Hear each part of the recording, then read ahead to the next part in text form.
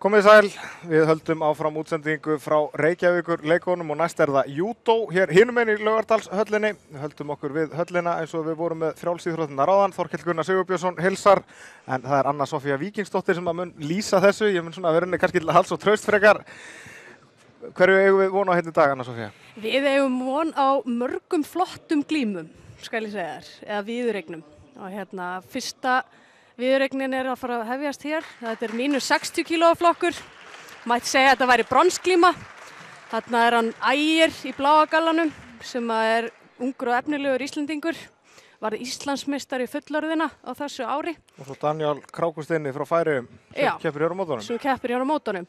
Og sem sagt, í raun og veru var mínus 60 kílóa flokkurinn þannig að þeir voru 4, þannig að þetta var einn riðill, en þetta hefur lent þannig að þeir eru í raun og veru að keppa bronsið. Hinir 2 í riðlunum keppa svona gullið á eftir. Þannig að sá sem að vinna þessa glímu, hann hlýtur bronsi hér í dag. Kannski til að útskýra aðeins fyrir fólkinu heima hvernig þetta gengur fyrir sig. Hver glíma 5 mínútur hjá köllunum. Ef þú nærið að kasta ykkur beint á bakið, alveg bara beint á bakið, þá farið Ippon og þarna ef þú lendir svona á hliðinni, þá það Vasari. Fullnaðar sigur, Ippon sem sagt. Ippon fullnaðar sigur. Þeir byrja kröftulega strákarnir. Báðir búin að skora.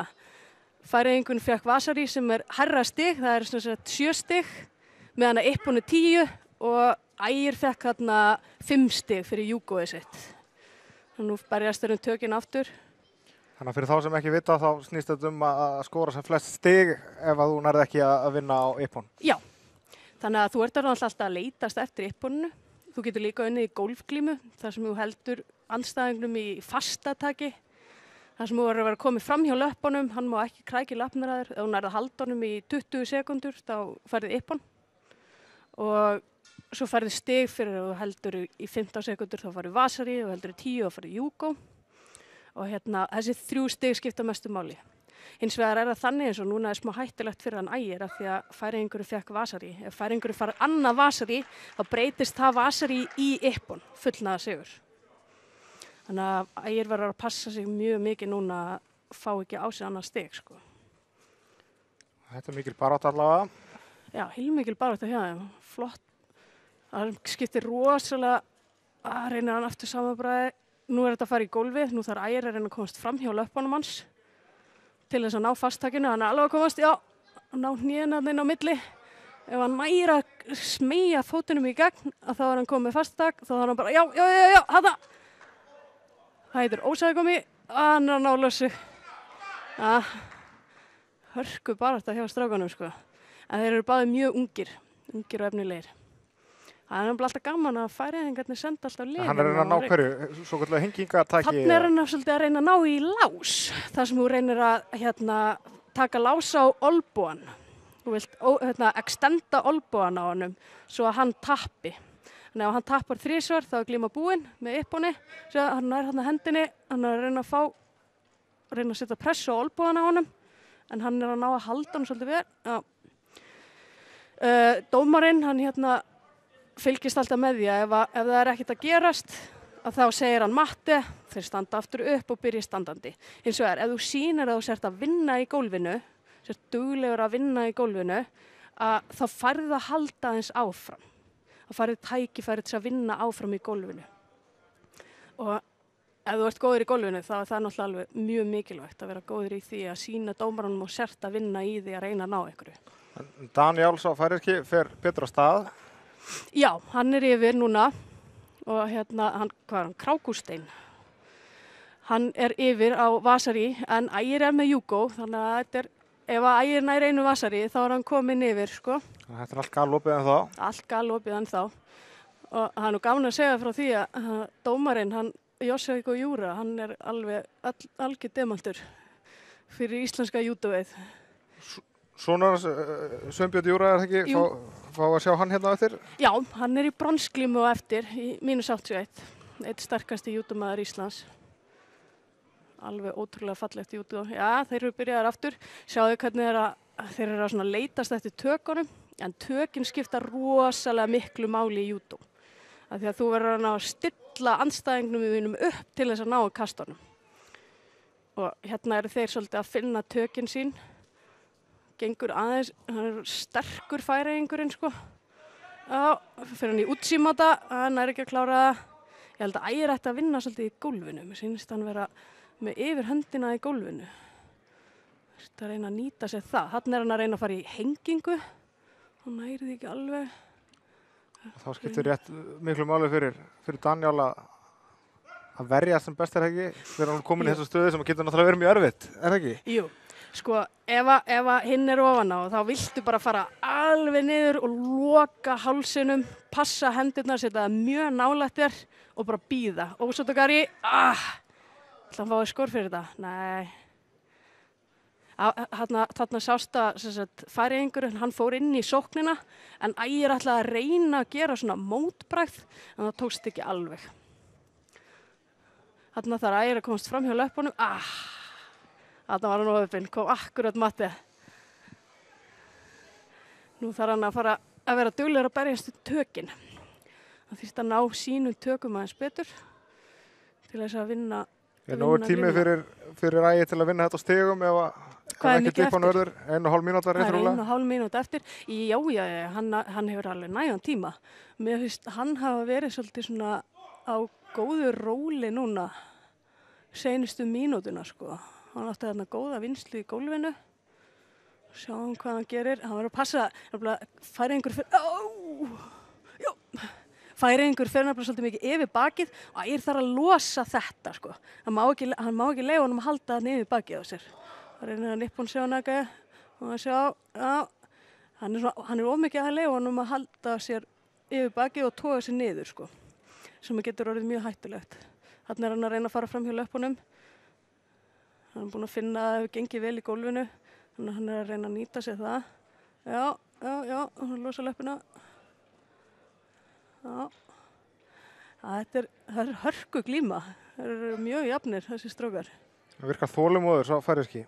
Já, þetta er mjög vel glímt hjá honum. Hann er að passa sig, hann er að sækja þegar hann þarf að sækja, svo hann fá ekki refsistiginn, sko. En hann er ekki að setja sig á mikla hættu. Hann er að reyna að halda, hann er náttúrulega með yfir höndina og er bara að reyna að halda því. Þannig að, en þetta er hörku glíma hjá þeim. Þetta er svo sagt eiginleg bronsglíma í mínu 60 kg flokki karla. Þó svo að þessi strákar séu ennþá ungir. Mikla framtíð fyrir sér fær færeyingur í refsistig, örugglega fyrir sóknarleysi, hugsa ég. Nú þarf Ægir að vera duglegur í tökunum, grimmur. Hann má ekki leyfa honum að halda þarna. Hann þarf að losa þetta hendina svo hann getur náð sínum tökum. Það er nefnilega langbest ef maður nær einni hendin í boðunginn og hinn í ermina. Þá nær maður að hreyfa hinn betur til. Hann er að taka of mikið í ermarnar að Ægir, sko. Nú er það bara síðasti séans fyrir Ægi. Já, 25 sekundur eftir. Það er nefnilega ótrúlega með júdó að þú getur unnið, sko, hvenær sem er. Færeyingurinn nær hérna fastatæki.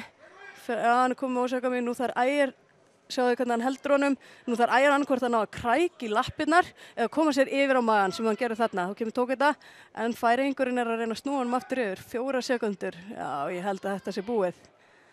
Þannig að, já, það reyndi alveg fram á seinustu sekundu að Ægir. Þetta líkur þá með 10-1 sigri hjá Daniel Krákusteini frá Færeyjum. Þannig að hann er komið með brons í þessum flokki og Ægir er með 4. sæti. Ekkert að marka þetta B. Sigfússon sem stendur hann aftan á Ægi. Nei. Fengið lánaða galla frá einhverjum öðrum. Æfingafélaginn hans heitir Sigfússon, Bjarni Sigfússon. Fengið lánaðan galla frá honum. Það er nefnilega alveg svolítið stranga reglur fyrir því að þú mátt ekki vera á litlum göllum. Það gæti verið að hann hefði verið beðinn um að skipta galla, sko. Af því að þá er hvað? Erfiðara að ná taki fyrir andstæðinginn? Já, þannig að þú mátt ekki vera í of þröngum galla og ermaðar megi ekki vera of stuttar. Það er bara mjög stranga reglur fyrir því að maður er að lendi að þurfa að mæla alveg og af því að þá getur verið svo auðvitað að losa tökin ef þú ert í þröngum galla, hinn grípur og þá ertu svona rétt svo að kippa hendinni. Þá er það næsta glíma. Það var Daniel Krákusteini sem hafði betur gegn Ægi Baldvinsinni í þessari bronsglímu og þá er bara komið að þeirri næstu. Þetta er mínus 66 kilóflokkur. Þetta er raun og veru alveg eins og áðan. Mig grunar að þetta sé svolítið bronsglíma. Þannig að sá sem að vinnur hér, vinnur brons. Og þetta eru aftur 2 Íslendingar. Og þarna má sjá hann hérna... Þetta eru Bjarni Sigfússon og Arnar Bjarnason. Jöp. Arnar er í blágallanum. Ég er að þjálfa hann í dag. Og hann Bjarni er að æfa á Reykjanesinu. Bjarni hefur verið mjög duglegur að keppa líka í brasilísku jiu-jitsui og hann hefur vanlega verið í þyngri flokki, þannig að hann er fyrst skipti í mínus 66.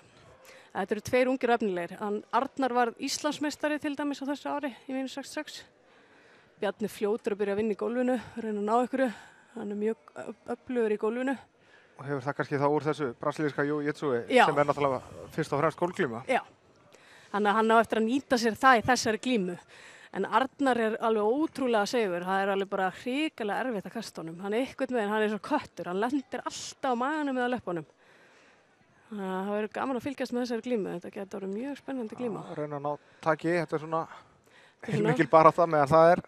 Já, það er alltaf, að fyrstu mínútur fara bara í að, það munar litlu, en fyrstu mínútur fara oft bara í það svona að finna hinn til, sjá hvernig hann vinnur í tökunum hvaða brauð hann sækir inn í og til þess að maður gerir engin flýtimistök sko. Þarna eru þeir bara búin að vera svolítið að finna hvern annan. Bjarni duglegur að vinna í gólfinu, það er mjög gott hjá honum, nýta það. Er þetta keppendur sem þekkja vel inn á hvern annan eða? Ég hugsa að þeir hafa ekki keppt aftur því eins og ég segi, þá hefur Bjarni alltaf verið í mínus 73. Hann því fyrst skipt sem ég sé hann alltaf inn í 66, svona í eitthvað tíma. Þarna sérðu hann lendi á maganum, hann gæti fengið júku fyrir þetta. En þetta var það sem við kallum mótbragð, eða úranaga. Þetta er þekkt í wrestling sem suplex. Og þeir eru þarna... Og nú reynir Bjarni hvað? Nú er Bjarni í raun og veru annarkvort að reyna hengingu eða lás, myndi ég segja. Eða þá hann er að reyna að snúa honum við á bakið, svo ná fastataki. Þannig að núna er þeir að byrja aftur í tökunum. Má ég sjá. Já. Arnar kom með yfirbræði.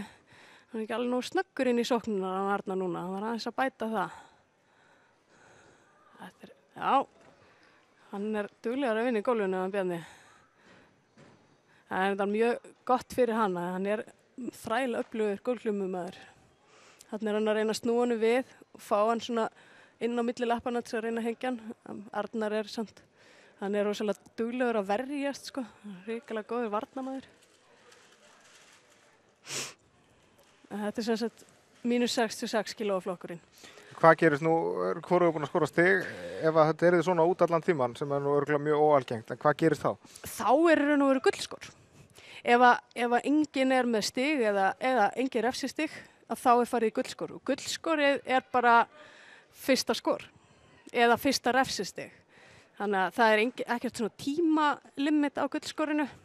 Það var alltaf þannig að það var, áður fyrir var það 5 mínútur í gullskor sömu og fyrsta skor myndi bara vinna, en núna er bara engin tímalengd, það er bara þangað til að fyrsti skorar eða fyrsta refsastíði kemur inn sko. En þeir eru báðir duglegir að sækja, þannig að þeir eru hvorir komnir með refsistig. Eða býttu nú, þegar Bjarni kom með refsistig. Mér sýnist það kannski, nei, hann er ekki komið refsistig. Þannig að Þetta er allavega hnífi aftan þá. Þetta er hnífi aftan. Þeir eru ekkert að gefa hann inn færi á sig. Nei, hvað er mikið eftir? 1,5 mínútu eftir.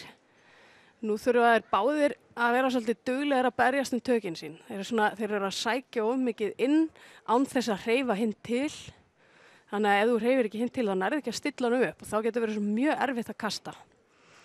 Þannig að kemur eitthvað. Já. Nei, þetta er alltaf svona næstu því sko.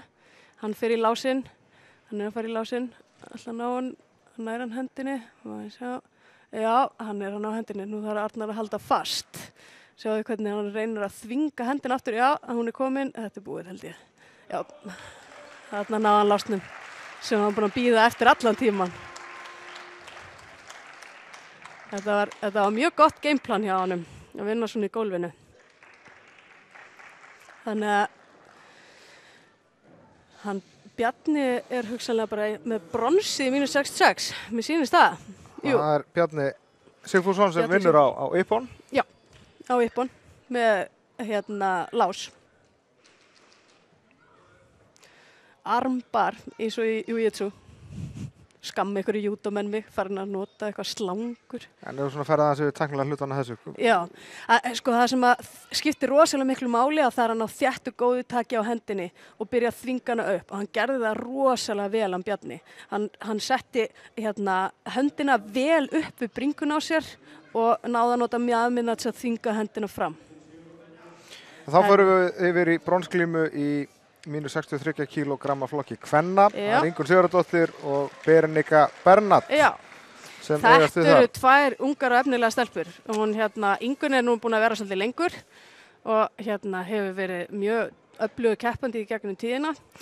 Berenika er að æfa hjá mér. Hún er pólska uppruna en er Íslendingur og búin að búa hér svolítið lengi og hrikalega öflug stelpa, 15 ára.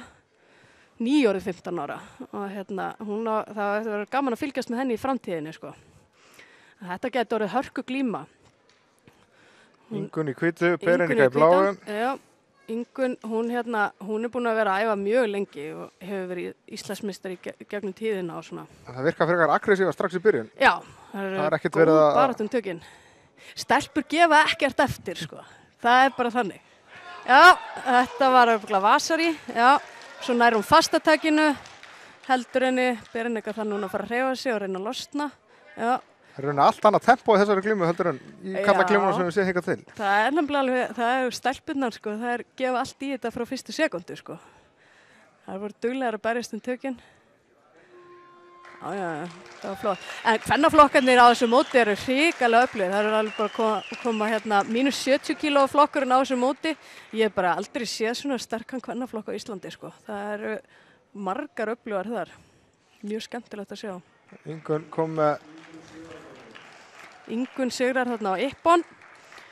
Sjáum hérna aftur. Já, sáum ekki kastið en hún kastaði henni á Vasari og svo þarf hún þá bara haldin í raun og veru 15 sekúndur til að fá Ipponið, eða 10 sekúndur jafnvel. Og Berenika er svona að reyna að losa sig en hún hefði þurft að koma mjöðmónu sínum nær. Þannig að það er Ingunn Sigurðardóttir. Þarna er bróðið minn eitthvað að læðast á mynd. Hann er þjálfari þarna, jú þér. Þetta er lítill heimur, þetta er júdóheimur. En það er Ingunn Sigurðardóttir sem vinnur til bronsverðlauna í -63 kílógramma flokki kvenna. Þá fyrir við yfir í þetta er í raun og veru ekki bronsglíma. Svo ég taki það strax fram. Þetta eru svona undanúrslita glíma. Þannig að svo sem að vinnur þessa glímu, það er hægt að segja þetta er bronsglíma, en svo sem vinnur þessa glímu fer í úrslitaglímuna og svo sem að tapar fær bronsið. Já, ég skil. Já. Þannig að þetta eru þetta er hún sænska Svenningsen, ekki bláa og hún franska, já, hrikalega erfitt með að segja svona, en þessi franska er alveg ótrúlega góð. Hún er sem sagt, hún var í 63 kílóum, en er búin að færa sig upp í -70. Þarna er hún að vinna í gólfinu, hún er að reyna að ná löppina þarna á milli, fær ekki nægan tíma. En hún sem sagt hefur verið að vinna svona Evrópu bikarsmót sem að gerist nú ekki mikið erfiðara. Þannig að ég held að þessi glíma verði alveg mjög öflug. Það eru báðar mjög grimmar í tökunum eins og þið sjáið. Gefa ekkert eftir. Já, þarna yfir bakið komið takið sitt. Þessi sænska verður að losa sig. Já. Já, þarna er hún að reyna að vinna í lásnum sýnist mér. Reyna að ná hendinni. En það er ekki að fara, já. Þessi sænska var á öðru sæti á Norðurlandameistaramótinu. Hún er líka sænsku meistari í -70 kíló flokki. Sjáum hvað þeir gera næst. Þetta er alveg þrælöfluga stelpur. Þetta er svona þessi Evelina Svenningsson frá Svíþjóð í bláum. Já, þarna, hún fer í gólfið. Viart Givanel frá Fraklandi sem er í hvítu. Ég held nú að franska vinni, sko. Hún er alveg hrikalega öflug. En þessi sænska, það verður ekkert tekið af henni, sko. Hún alveg mjög sterk. En þessi franska, hún svona á pappír þá myndi maður segja að hún ætti að vinna. En kannski eins og flesti tóku eftir að þá eru glímurnar hjá konunum bara 4 mínútur. Ekki 5 mínútur eins og hjá köllunum. Það eru aðeins styttri. Og ástæðan fyrir því? Ég bara eitthvað algjör pólitík, ég skil ekkert í þessu. Mér fannst það alveg fáralegt þegar þessu var breytt, sko. Það er gott að þið sem bara hreinskilum það hér. Já, svo ég segi mína skoðun. Það er ágætt að við skilja ekkert íslensku þetta sem að sáum að... Já, er hún að reyna að hengja hana? Býttu nú við. Já, hún er að reyna að ná hálsinum á henni. Það er það að takast. Nei, held hún sé nú ekki nú þröngt taki hjá henni. Þessi franskar að ná haldin af sér. En hún var alveg smá nálægt í þarna. Sko, þessi sænska þarf að vera duglegir að losa tökin. Þessi franska er mikið að fara yfir bakið. Þegar manneski gera það og getur maður orðið mjög þreyttur. Þannig að sænska þarf að koma svolítið hendinn inn á milli og losa þetta tak. Nú fer hún sjálf yfir bakið, þannig að... Já. Þetta er svaka glíma. Já. Þessi sænska er samt alveg að koma mér vel á óvart í þessari glímu. Hún virkar bara svolítið þreytt þessi franska. Þannig kemur Matti, ekkert að gerast í gólfinu, það er að standa upp aftur. Sjáum hvað er að gera næst. Þessi sænska er svolítið hávaxin, sko. Þannig að... Já. Þetta er hörku glíma. Hún fyrir upp baki, hún er alltaf að reyna sama, sko. Sænska er að fara að sporna við henni. Hún veit hvað hún er að fara að gera. Hún geti fengið júgur. Nei. Hún hefði fengið kóka fyrir þetta. Ef við værum með gömlu reglunum, sko. Þá hefði hún að kóka fyrir að kasta ykkur á rassinn. Er hún með henginguna? Já. Hún er mjög nár.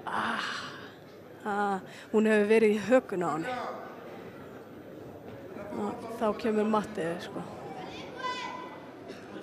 Ekkert skora ennþá. Ekkert skora ennþá. Rétt rúm mínúta eftir að þessari viðureign. Já, fór sagt að laga beltinn. Það er að vera snyrtilegur inn á vellinu. Já, laga nú ekki meira þetta. Sjá. Nú held ég að sænska þurfa að vera grimm að fara yfir bakið henni. Það var að virka vel á þann. Þarna, sko. Þessi franskar var mjög þreytt. Já. Já. Þetta er... Ég veit ekkert hvernig þetta fyrir. Þarna reynir hún að reyna að hengja hana sem sagt með löppunum núna. Þetta heitir Jutsu-gata með mjög skemmtileg henging. Eða á fastatakinu. Þú getur breytt í nefnilega yfir í fastatak. Getur verið mjög skemmtilegt fastatak með hausinn hennar fastan hana milli lappana þér. Nei, Matti. Nei, hvað gerði hann með hendinu þá? Þessu sænska er með hendina til að... Já, hún var að tapa. Hún var að hengja hana. Þessi franska reyndi að klemma hendina á milli, þannig að ég raun og veru að hengja hana með hendinu hennar og löppunum. En það er Wiard Givanel frá Frakklandi sem vinnur þessa viðureign á Ippon. Eftir hörku baráttu. Þessi sænska stóð sér mjög vel. Þannig að í raun og veru þá er þessi sænska komið með brons og franska hún fer í úrslitaglímu á eftir. Sjáum hérna aftur henginguna. Já. Þarna reynir sænska að kasta, hún nær henni niður á magan, hún stingur löppinni strax, togar hann inn á fyrst, stingur strax löppinni hann inn á milli og nær hengingunni. Þarna reynir hún óstökariði sem hún gerði mjög oft. En sænska var alltaf að ná að varna við því, sko.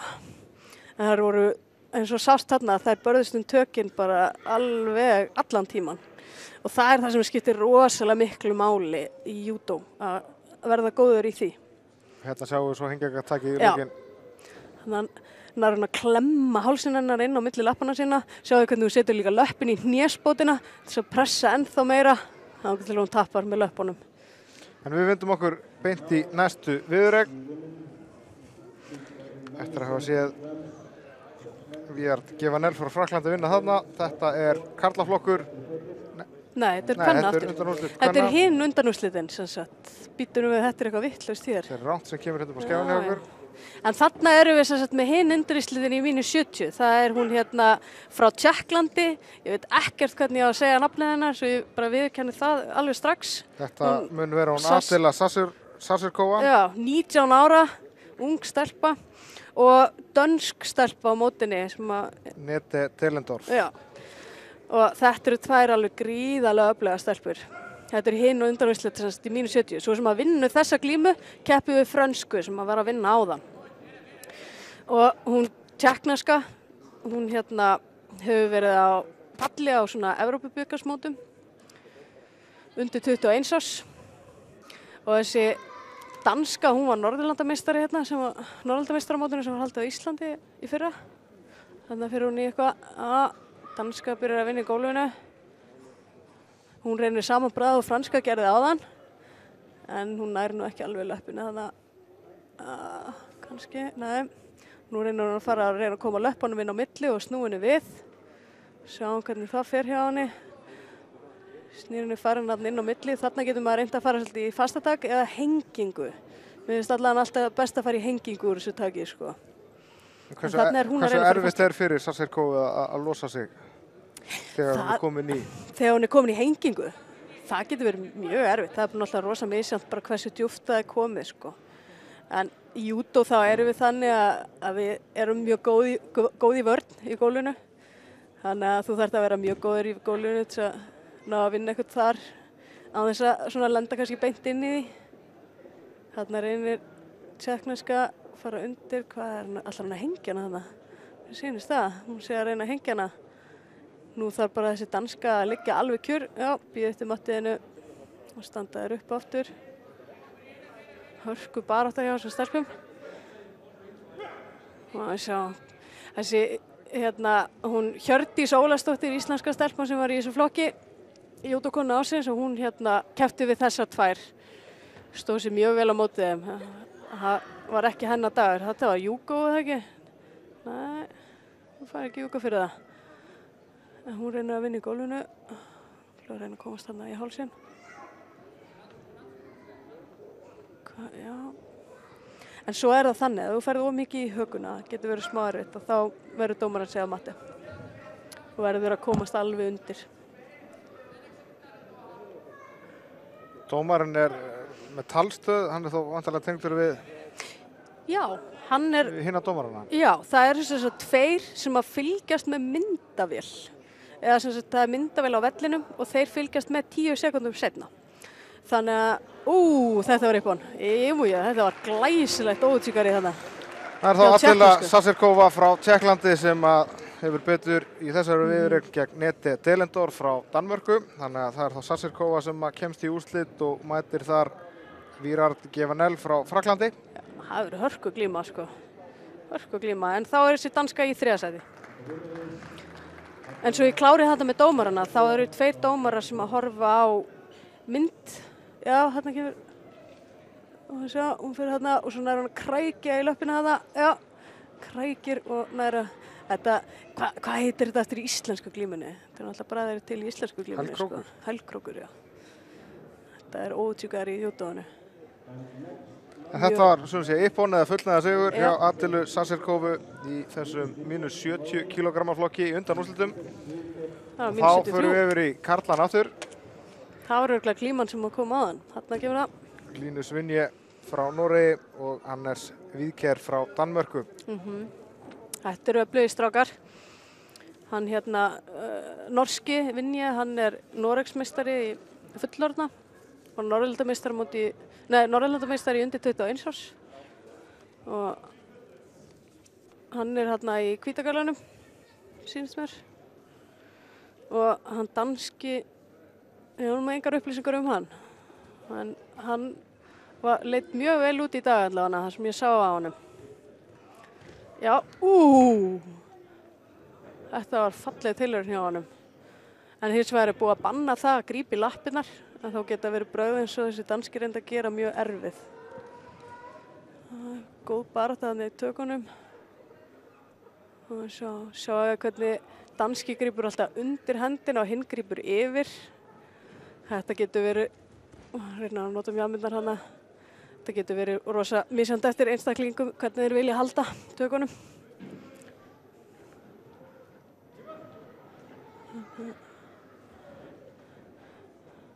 Þetta mikil baráttu tökin í byrjun. Já, nei, þetta var fallið tilraun. Búin að sjá hann eitthvað. Já, glæsilegt kast hjá þessum danska. Vá, ég hef bara að sjá þetta aftur. Ég vona að ég fá að sjá þetta aftur. Þetta er Hannes Víðkjær sem skellir Línu Svinni hérna niður og hefur hann þar með á Ippon. Kom með brons í sínum flokki, -73. Þetta var stórglæsilegt kast alveg. Þeir brosa bara til hvers annars. Ábyggilega búin að keppa mjög oft saman. Alltaf þannig á Norðurlöndunum. Sjá Hannes Víðkjær fagna þessu. Brosir út af eyrum, skiljanlega. Hann er komin í úrslit. Þannig kemur þetta aftur. Næra að snúa hann inn. Næra honum alveg vel upp á mjöðmina. Það er eins og sko, norski hoppi yfir hann. Þetta var alveg ótrúlegt. Sjá hvernig hann er að koma mjöðminni svo vel inn hérna í seinna skipti. Þetta var fljúandi bara. Það var stórglæsilegt. Þetta tók ekki langa tíma þessi viðureign. Nei. Og þá förum við náttúrulega bara í seinni undanúrslita Þetta er bronsglímur. Þetta er bronsglíma, já. Þetta er seinni bronsglíman. Marius Jakobsen frá Noregi og það er pólverinn Adam Brís. Já. Hann Jakobsen er Noregsmeistari undir 21 árs og Brís er hérna að keppti hérna í fyrra. Jacek Brís er þetta svo við höfum það nú. Já, þeir eru tveir nefnilega í sama flokki, bræður frá Pólandi. Bróðir hans keppir í úrslitinu honum eftir. Það var skemmtileg tilraun hjá honum. Maður er alltaf að bíða eftir mattiðinni, sko. Maður má ekki hætta bara þegar mattið er ekki komið. Mattið er svona því stopp. Það eru duglegar að berjast tökin. Góð tökana. Hann er ekki að leyfa honum að taka tökin, þessi pólski. Hann er góður í að halda honum frá sér hana. Sjáu hvernig hann heldur erminni, teygir hendina svolítið frá. Gerir norska erfitt fyrir að ná einhverjum tökum. Þannig að hann fær báðir refsistig fyrir sóknarleysi. Og sjá, hvað gerir hann? Þetta er rosa baráttan tökin hana. Þannig að það er alveg skýrar reglur að annar hvor eða helst báðir verða að sækja. Það þýðir ekki bara að bíða átekta. Já, þú verður að sækja. Og það er alveg orðið mun strangara í dag með það. Glímurnar eru orðið mun hraðar í dag. Það var áður fyrir þá svona gatalegi liðið smá tími áður en þú fékkst refsistig. Nei. Áður en þú fékkst refsistig, sko. En reynar, þetta er vinsælt bragði í dag. Tjútjúkata með hérna. Þannig að norski búin að ná honum niður í gólfið.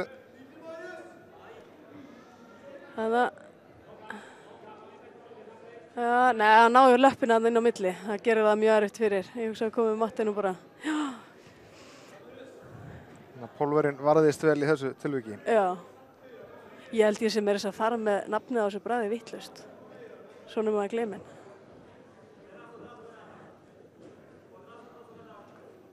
En ég held að norski, hann þarf að vera duglegar að berjast tökin.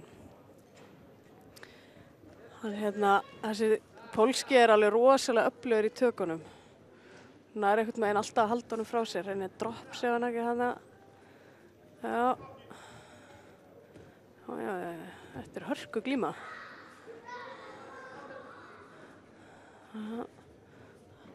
Nærtakinu. Hann nær svo svakalegu taki á gallanum hans. Hann er alltaf að toga niður. Hann algjörlega lamar aðra höndin hans. En hins vegar má hann ekki bara gera það. Hann verður líka að sækja, sko. Já, kemur það. Ippon. Já. Þetta er sigur á Ippon hjá pólverjanum Jacek Brís. Hafði Marius Jakobsen undir þarna. Fallegu Ippon kasti. Ósotogari. Eða sniðglíma á lofti í íslensku glímunni. Ef einhverju glíma aðdæðandur eru að horfa. Og áður en við sjáum nú endursýningar þessu, hvað er næst? Ertu með það hjá þér, Anna Sofía? Já, ég held að þessi bronsglímurnar í -81. Það eru bara Íslendingar í öllum þeim glímum. En áður en að því kemur, þá skulum við sjá. Já, hann reyndi þetta alla glímuna, pólverinn, óstogarið, greinilega upp á alls bræðið hans. mjög sterkt. Þá verður hann að nota hægri hendina. Já, Og hérna sjáum við vantarlega Ippónið.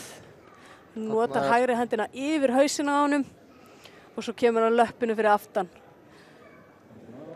Og svona ósáttakari virkar svolítið þannig að það er alltaf eins og, þú veist, þegar eitthvað kemur aftan að þeir með hnéð í hnéspútina og svona kikknar undan þér. Ósáttakari virkar svolítið þannig. En þá er það fyrsta bronsglíman í Víns 81. Breki gegn Birni. Já, það er hann Breki Bernhards úr Draupni, Akureyri og Björn Baldursson, hann er líka Draupni, Akureyri, þó svo hann sé búsettur í bænum akkurat núna og er að æfa þá í Jóðer. Þannig að þessir hafa glímt oft áður á æfingum, þekkja hvern annan vel og leiðilegt að þurfa að lenda svona saman á svona móti.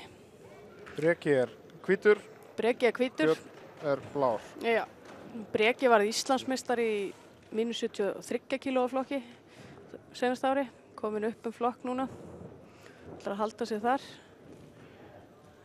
Ó, það hefði ekki verið Hugo. Já, og fæstan, hann er að snúa sér undan, hann Björn, og þá fyrir Breki á maðan, og býður eftir Mattiðinu væntanlega, klemmir höndunum saman, já, og standa þeir aftur upp. Það er góð barátta tökin hana. Laga gallan aðeins. Breki er nýkominn heim frá æfingabúðum í Austurríki með nokkrum öðrum íslenskum júdómönnum. Þar voru allir bestu júdómennir að æfa saman. Og sjá, nú þurfa þær að hreyfa hvern annan til, sko. Björn þarf að mýkja aðeins upp á sér hendurnar. Þetta er flott glíma hjá þeim. Flott glíma, sko. Það fyrir beint á maðan. Það eru margir júdómenn sem eru mun hrifnar að standa til glímunni heldur en gólfinu. Þessi tveir hljóta að þekkja hvern annan ansi vel, þannig að... Já, gera það. Þeir þekkja hvern annan ansi vel og þá verður svolítið erfitt að keppa á mótum. Ég man alltaf þegar ég var að keppa. Já, þegar maður var að keppa æfingafélagana sína, þá vissi náttúrulega æfingafélagi nákvæmlega hvað maður ætlaði að gera og gerði allt 1000 sinnum erfiðar á móti, sko. Þannig að það er alltaf svolítið stál í stál, sko. Ef maður keppir við þá sem maður æfir með, dagstælega. En Björn þarf aðeins að verða mýkri í höndunum. Já, kemur. Þannig að muna litli. Það er ótrúlega duglegur að lenda á maganum á Björn. Þetta var fallegt þannig að standandi Ipponsjónu hjá honum Breka. Fyrir að koma Matti hjá þeim. En hann er að reyna að komast í kragan. Já. Breki þarf að vera kannski aðeins duglegur að hreyfa hann til og stilla honum upp fyrir sóknar sínar. Fá smá engul á hann. Þannig að hreyfa þessum völlin. Svo erum við nefnilega líka að passa sig á því að þú getur fengið refsistig fyrir að fara út af vellinum. Bæði fyrir að fara út af og að ýta hinum út af. Það eru svona nokkri hluti sem þú þarft að hafa í huga. Reyna hann út sem að, já, Hugo væntanlega, nær fastatakinu. Þetta er fastatak, ósæði komi á þetta. Það ekki? Jú, ósæði komi. Lás líka þannig. Ég misti bara þessu. Náði hann að fá smá pressu þarna á olnbogann á honum. Það var lúmst gert hjá honum, Breka. Þannig að það er Breki sem að vinnur þarna á lás. Já, þannig að fullnaða sigur fyrir Breka og brons. Það var held ég olnboga lás hjá honum, sýndist það. Hann var reyndar alveg með fastataki, þannig að kemur kastið. Uchimata þarna inn í Ouchigari, já, hann hefði átt að fá Hugo fyrir þetta. Þarna var hann alveg komið með fastatak. Tekur hann hendina. Þarna horfir hann upp. Já, að býða okkur í dómarinn sem ekki búin að segja, sko, ósæði komi og nær hendinni og læsir hana. Hann hélt að hann væri með fastatak, ákvað svo bara að taka að skarið Þannig að Breki Bernhardsson kom með brons þarna í -81 kílógramm á flokki, Ippon á lás. Og þetta getur nú orðið hörku viðureign líka. Sveinbjörn Júra og Jón Þórarinsson. Sjáum Jón hérna í bláu og hér er svo Sveinbjörn Júra. Já, þetta getur nefnilega orðið hörku viðureign. Þeir þekkjast vel þessi strákar. Búin að keppa mjög oft saman. En hann Sveinbjörn er svona með betri júdómönnum í Íslandi núna. Hvað gerir hann svona góðum? Er það tæknin eða er það styrkurinn eða sitt líka hverju? Já, fyrir mitt leiti þá er það tæknin. Hann er með rosalega fallega hreina júdótækni, mætti segja. Svolítið japansk. Þetta byrjar rosalega Þetta er kraftur í þessu. En hann Jón Þór, hann er svolítið þannig að hann gæti unni hvert sem er. En hann gæti, ef hann á góðan dag, þá gæti hann unni hvert sem er, sko. Hann er svo rosalega sterkur í mjöðmánum og nær alveg ótrúlegum mótbröðum, sko. En Sveinbjörn, það sem að gera hann góðan er tæknin. Hann er alveg með rosalega fallega og góða tækni. Alltaf pappans er dómarinn sem við sáum áðan. Hann er alltaf bara stórkostlegur júdóþjálfari. Hefur kennt syni sínum ýmislegt. Lendir hann á rassinum, það er ekkert stig fyrir það. Sveinbjörn er að reyna að fara framhjá. Jón Þór, hann hins vegar, ég veit ekki hvort, kannski er hann búinn að gera það. Hann mætti samt bæta sig í gólfinu. Kannski er hann búinn að gera það. Má ekki vera of leiðileg við hann. Ég hef ekki tekið eftir í smá tíma. Nú þurfa þær að fá góð tök. Sveinbjörn býður svona aðeins áttekta. Já, Sveinbjörn reyna að fara yfir bakið. Jón Þór er að setja rassinn svolítið út. Jón Þór er smá að bíða eftir að geta tekið mótbröð á hann, sko. Og það er mjög gott gameplan fyrir hann. Svo ég seti ensku slettur hérna, vilt og galið inn.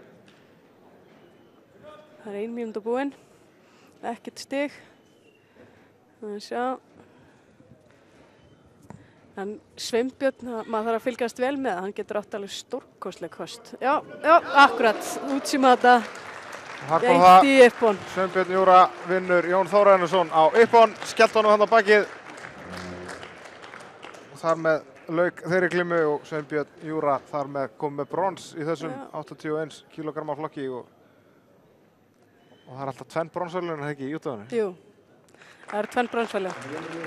Þannig að sjáum kastið aftur, þetta var fallegt útsýmata hjá hann og Sveinbjörni, það er svona með, þarna er Breki og Þetta er nú allt unni glíma, gaman að sjá úr henni svo sem. Já, fín glíma. En þetta er hins vegar Sveinbjörn Júra hér sem við sjáum sem að var að vinna Jón Þórarinsson. Hann er búinn að vera að ferðast mikið núna með honum Þormóði, keppa á sterkum mótum. Þeir eru báðir að reyna að komast á Ólympíuleikana. Þarna kemur þetta. Og sjá hvernig hann nær tökinu. Svo stekkur hann inn á milli lappanna hans. Já, þvílíkt fallegt kast. Þetta gerir þratt. Já, þetta er fljótt að gerast. Og þannig er það bestu júdómennirnir. Þeir eru að vera mjög snöggir. Það var að bronsglíma eða hvað? Já, þetta er bronsglíma. 90 kg flokki, Grímur Ívarsson og Kjartan Magnússon. Þarna eru 2 Íslendingar. Grímur Ívarsson er barnabarnið hans Gísla Þorsteinssonar sem var fyrsti norðurlandameistarinn í júdó. Þar hafið það. Ég er bara með gullkornin hérna alveg á hreinu. En Kjartan Magnússon, hann er að æfa í ÍR. Hann er helvíti erfiður viðureignar, þannig að þetta getur orðið flott glíma. Já, þetta var Vasari. Það var haraðegossi, fallegt haraðegossi hjá hann Grími þarna. En hann náði ekki alveg í uppbóninu. Þú verður að lenda beint á bakinu. Þannig að hann náði að bjarga sig fyrir horn. Já, hann náði að bjarga sig fyrir horn. Kjartan er rosa góður í varnabröðum, þannig að við getum fengið að sjá eitthvað slíkt hérna eftir. Grímur er ungur og efnilegur. En hann fær vantarlega hvað, 10 stig fyrir þetta? Já, 10 stig, já. Hann er bara alltaf tökinn. Það er mjög mikilvægt að vera með báðar hendunar andstæðingnum. Maður kannski tekur smá tíma þar sem maður er með aðra hendina. Já, aftur, Vasari, yppon. Þetta var ósótakari. Hann var of sterkur til að láta taka sig á mótbröðum, sko, hann Grímur. Það þurfti eitthvað annað á móti honum. Það er hraði og harka í þessum síðustu 2 glímum sem við séð. Já. Það er ekkert verið að tvína neitt við hlutina. Nei, það er ekkert verið að skafa utan að þeim. Það er Grímur Ívarsson sem vinnur þessa glímu á uppbón. Hvað er þá komið með brons í -90. Fá að sjá þetta aftur. Og þá sjáum við kannski uppbónið. Já. Jafnvel eitthvað meira. Sjá þarna, já. Þetta er Þetta fyrra. hinn að reyna að taka mótbragð, sko, maður sér það, en Grímur ekki að fara að láta plata sig, þannig að hann nær kastinu. Þannig að Kjartan svona smá kastar sér sjálfur. Ef hann hefði sleppt mótbragðinu, þá kannski hefði þetta ekki orðið Ippon, sko. Þá það hinn glíman, -90. Þar mætast Kristján Daðason og Ægir Valsson. Það getur verið mjög spennandi glíma. Þetta eru æfingafélagar, sko, báðir í jóðar. Hún hefur verið lengi í þessu báðir. Já. Það voru smá tapar. Já, Ægir allavega ekki. já, Ægir búinn að vera ansi lengi. Hann er náttúrulega sterkur eins og naut. Hann Kristján, sko, hann með ýmis tricks upp í erminni, sko. Sjáum hvað gerist hérna. Ægir, sko, hann er rosalega sterkur í tökunum. Þú voru að hreyfa hann mjög mikið til ef þú ætlar ekki að fá hans að kasta þér. En þetta er sem sagt hinn bronsglíman í -90. Ægir Valsson í bláu. Og Kristján í hvíta. Kristján Daðason í hvítu. Kristján er duglegur að leifa honum ekki að fara yfir bakið á sér. Sjáðu hvernig hann reynir alltaf að rífa upp tökin aftur og aftur.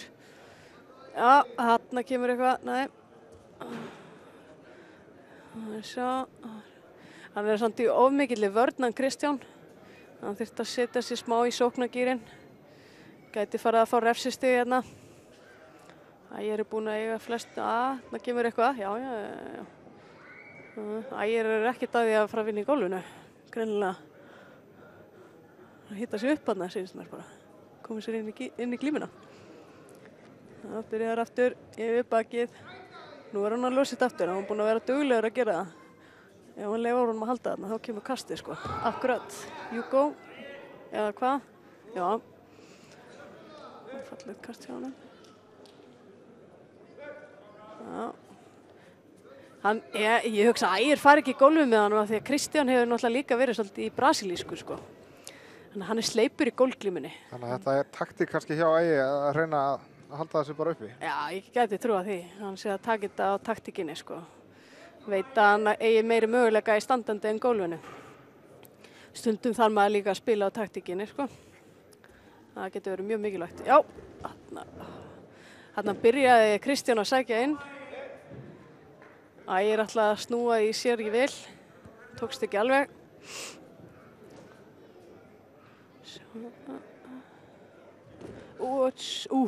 Þarna munaði hann hafi farið í löppina á honum.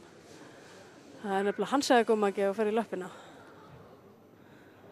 Ég held að dómararnir séu að tala saman. Já, nei, Sító. Já. Mátt nefnilega ekki grípa í buxurnar. Það var svona strugst hendin við buxurnar hann á hann. Já, jú, Vasari kannski. Já.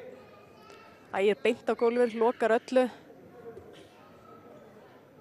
Ekki að leyfa honum að taka þetta í gólfinu. Nú er vel unnið hjá Kristjáni. Já. Góð vörn hjá Ægir samt. Já, hann stendur bara upp.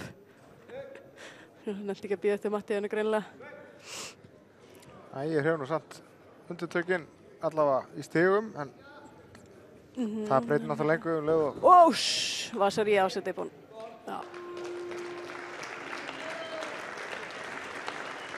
Já, hann náði þarna 2 Vasari sem að verða svo að Ippon kasti eða fullnaða sigri. Þannig að það er Ægir Valsson sem hefur betur í þessari viðureign gegn Kristjáni Daðasyni. Hann kom með brons. Vinnur á Ippon. Brons í -90. Það eru þá 2 Íslendingar með brons í þeirri glímu. Svo eru 1 Íslendingur í úrslitaglímunni þar eftir. Það plus 100. Nú eru tröllin komin, sko. Sjáum við hérna fyrst aðeins. Já. Af Ægi. Já, Haraegossi hana. Haraegossi er greinilega uppáhaldi hjá honum. Það var fallegt. Fyrir hann með löppina svona út fyrir löppina hans. Tógar hann svolítið að þetta var satsæði, þetta var fallegt líka. Já. Hann er mjög góð júdómaður, hann Ægir. Ríkalega sterkur. Það er plus 100. Það er ekki Þormóður. Nei. Árni Jónsson í þeim flokki, hann er hvað, meiddur á öxl eða? Já. Eða kannski ekki meiddur, heldur svona, vill ekki taka neina áhættu með öxlina Já. með þau mót sem eru framöndan í Já, baráttu sinni í að reyna að komast á Ólympíuleikana. Býtu, ok. Já, þið megi ekki heilsast. Það er náttúrulega komið í reglurnar. Þannig að byrjuðu báðið með refsistig. Æjæ, þetta var klaufalegt. Það er búið að taka það í gegn að megi ekki gefa 5 fyrir glímuna. En hann Þormóður er náttúrulega að fara á mjög mikilvæg mót. Þetta eru hvað, 2 Pólverjar sem eigast við hér, Piotr Sarek og Rafal Masinski. Piotr í bláu og Rafal í bláu segi og Piotr í hvítu. Og þetta eru ábyggilega einstaklingar sem æfa mikið saman, svo að hér má búast við hörku glímu. Nei, beint í fastatak. Nei. Er þetta bara að vera búið? Já, hann er komið með hann í gott fastatak hana. Ætla hann á að halda þig? Nei, En ég hugsa að þessi þekkist vel. Þetta gæti orðið löng glíma. Hins vegar gæti hinn fengið Júdugó fyrir þetta fastatak. Ef hann náði að halda því nógu lengi. Nei, sýnist nú ekki. Góð barátta um tökin. En sem sagt -100 og +100 var blandað saman á þessu móti. Það voru svo fáir í -100 að þeir spurðu það bara hvort þau vildi ekki keppa við þá sem var í plús. Þeir samþyktu það. Finnaði litlu þarna og náði fallega ósatakari. Er hann að reyna að ná í hálsinn á honum? Nei, hann lás frekar. Nú fer hann í hálsinn. Reyna að fara undir hann, fá hann yfir sig. Já, þarna.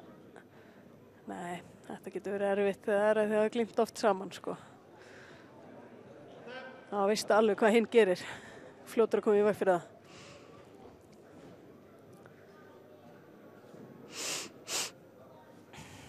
Þetta er undanúrslitaglíma í +100. Þannig að sá sem að vinna þessa glímu, hann fer í úrslitaglímuna. Og sá sem tapar, hann fær brons. Laga belti. Það er Íslendingur í næstu undanúrslitaglímu. Hér eru hins vegar 2 Pólverjar, þá Piotr Sarek sem er í hvítu og Rafal Masinski í bláum. Sjáum hvað að gera. Hann er sterk, báðir sterkir, sko. Hvíti er að ná að halda hann svolítið frá sér hérna. Nei, fín tilraun. Hvíti er duglegur að vinna í gólfinu. Þannig að kannski þau trú á gólfglímunni á móti þessum vinum sínum. Það reynir að fara yfir bakið.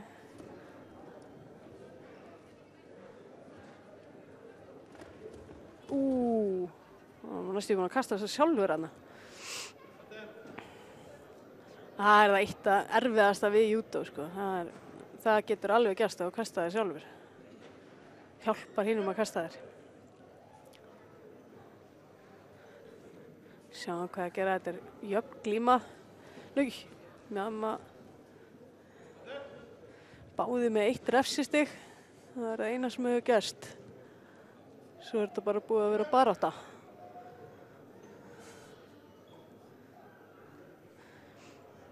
Þeir þurfa að vera duglegir að hreyfa hvern annan til. Ná sóknunum.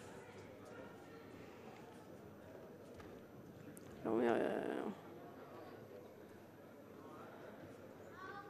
Þetta er svona glímur, það geta orðið svona skemmtilegustu og leiðislegustu glímur mótsins.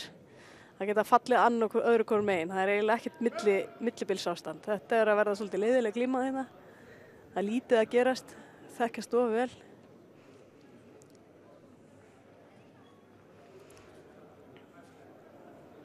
Það er náttúrulega ekkert leiðilegt við júdó. Þarna eru þeir svona kannski, þekkja hvort annað það vel að þeir eru rosalega mikið að bíða átekta og kannski svolítið bara að vita hvað anstæðingurinn er að fara að gera hverju sinni. Já, sjá það, veist, þú er búin að glíma við eitthvað aftur og aftur, að þá veistu öll þessar litlu hreyfingar sem þeir gera áður en þeir sækja inn í eitthvað brauð. Þannig að þú ert alltaf búin að sjá sóknina áður en hún kemur. Það getur verið mjög erfitt, sko. Þetta kannski ekki skemmtilegustu glímuna fyrir augað, en þetta getur verið mjög skemmtilega glímur samt að glíma sjálfur, þó svo sé aldrei gaman að glíma við æfingafélagana sína. Það er mjög krefjandi. Já, mjög krefjandi. Þetta eru glímunar sem að reyna á úthaldið, sko. Sjáum hvað þeir gera. Nú hlýtur eitthvað að fara að gerast. Nú er 1:15. Þeir vilja væntanlega ekki fara í gullskor, sko. Það er alveg hrikalega erfitt. Þannig að núna verða þeir báðir að vera duglegir að sækja og helst að reyna að láta hinn fá sító eða refsistig. Maður duglegur að sækja og passar hinn á ekki að sækja. Getur maður unna refsistigum, hann að reyna að fara í hendina á honum. Það er að reyna hengingur áttu sínst mér. Ég held að þetta sé nú ekki að fara að virka á þennan pólverja. En hann er að reyna. Já. Þessi blái geti nú farið að fá refsistig bráðum. Ég held að hann sé hann að strýttari en svo sjáum hvað hann gerir. Það er ekki mikill tími til stefnu.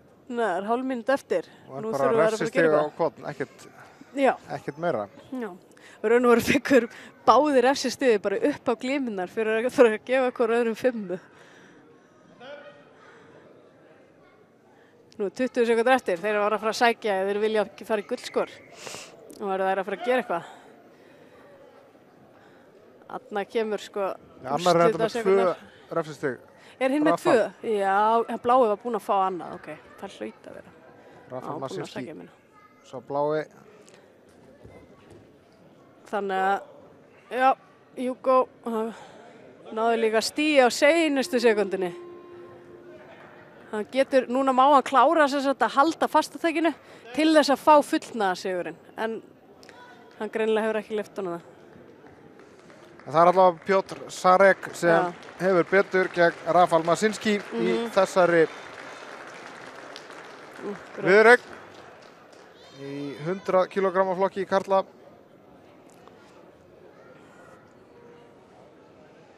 Já, og þannig að þetta var undanúrslita glíma. Þannig að hann sem vann, ég ætla ekki svona að reyna að segja þessu nöfn, sko. Ég ætla bara að láta þið sjá það. Hann fyrir úrslitaglímuna eftir. Við sjáum brot úr þessari glímu. Já, hann náði þarna fastatækinu. Hann náði að lausa sig, það var ansi vel gert. Ég held að það væri búið þá, sko.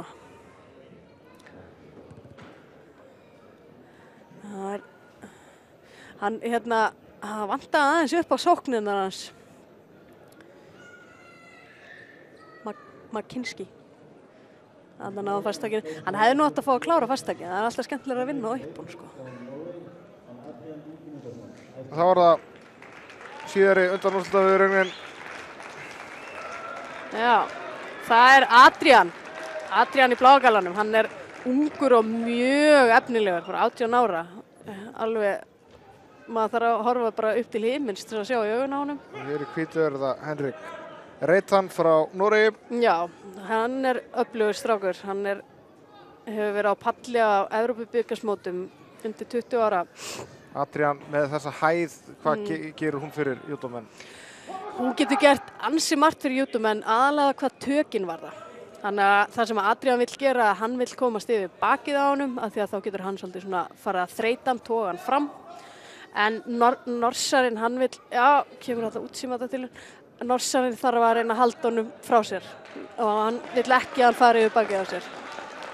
En það nefnilega getur verið mjög gott að vera svona hávaxinn, ef maður kann að nota það rétt. Hann er mjög öflugur í brauðum þar sem að fæturnar koma eins og Haraiguchi og Osotogari og svona. En hann er ungur, hann er eftir að ná langt þessi strákur, sko. Mjög langt. Þetta er líka bara svo góður strákur. Það er gaman að sjá hann á langt. Þetta er hörku viðureign hér milli Adrians og Henriks. Hörku viðuregn. Maður sér að Norsan er bara eiga svolítið erfitt meðan Adrian. Það er alveg, maður sér það. Adrian er að fá smá innblástur frá að keppa hérna í Íslandi, sko. Hann er alveg með þetta hérna. Það heyrist vel í stúkunni, það er greinilega mikil áhersla lögð á að hvetja Adrian áfram. Já, Íslendingur að keppa móti einhverjum útlending. Þetta verður gaman, sjá hvað gerist. Já, hann er duglegur að sækja hann Adrian. Þetta er flott glíma hjá honum. Mætti reyna að fara aðeins meiri yfir bakið á honum. Já. Flott hjá Adrian, góða vörn hana.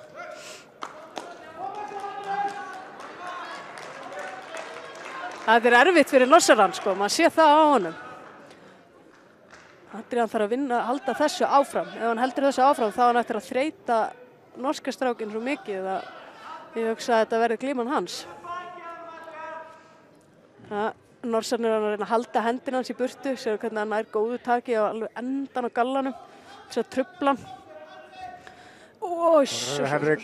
Núi, Júgó, hann var Júgó fyrir þetta. Nei, beint í gólfið. Adrian var flottur að hugsa þarna. Leggst á maðan. Adrian kom með stig. Nei. Nei, Henrik segi, Henrik. Norski fekk Júgó.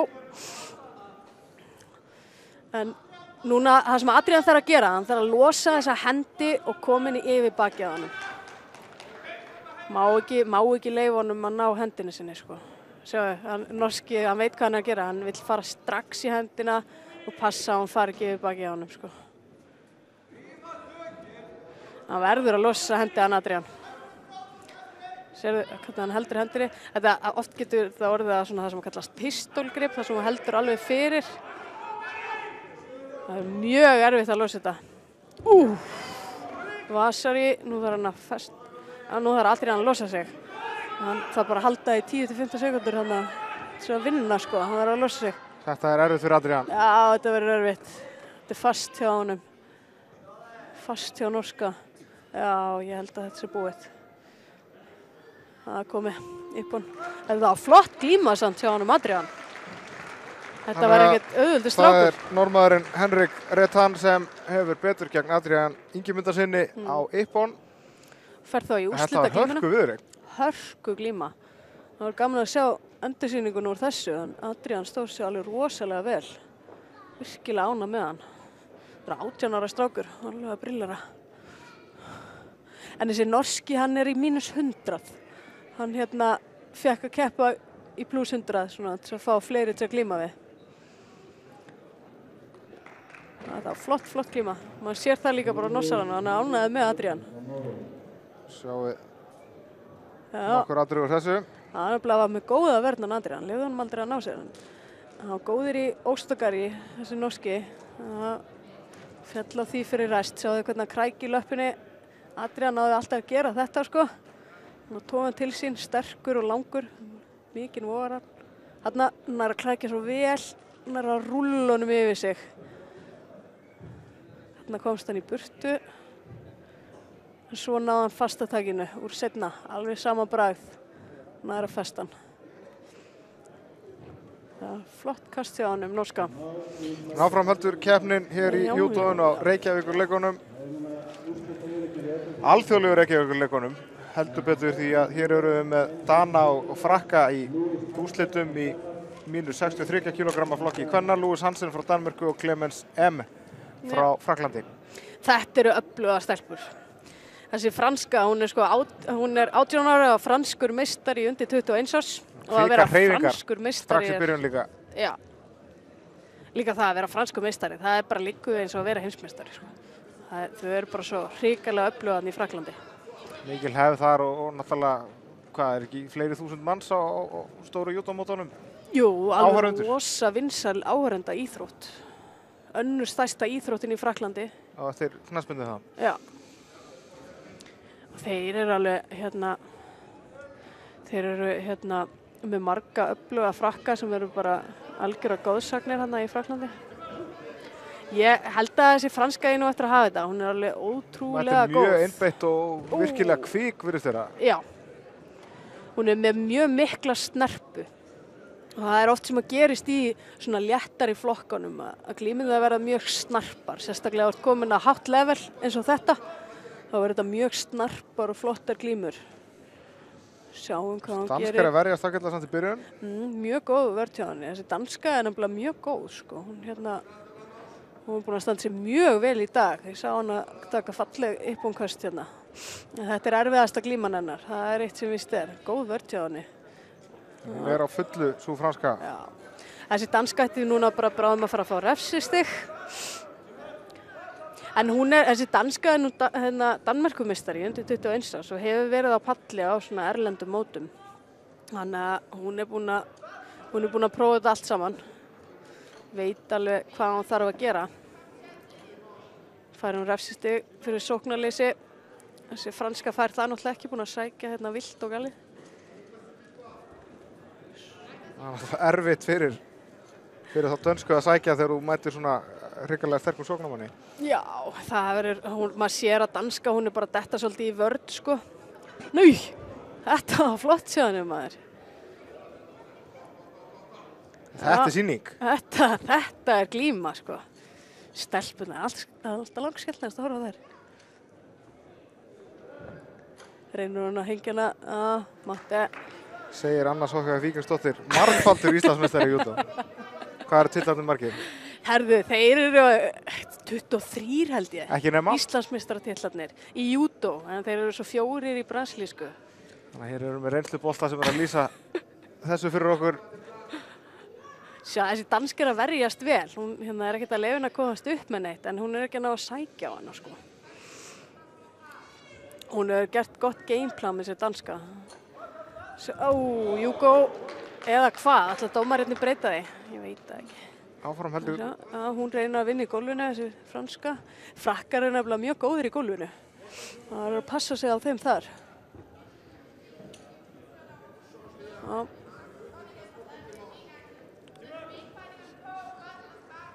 Það er mjög öflugt franska liðið hérna. Ég held að allir frönsku keppendurnir séu í úrslitaglímum.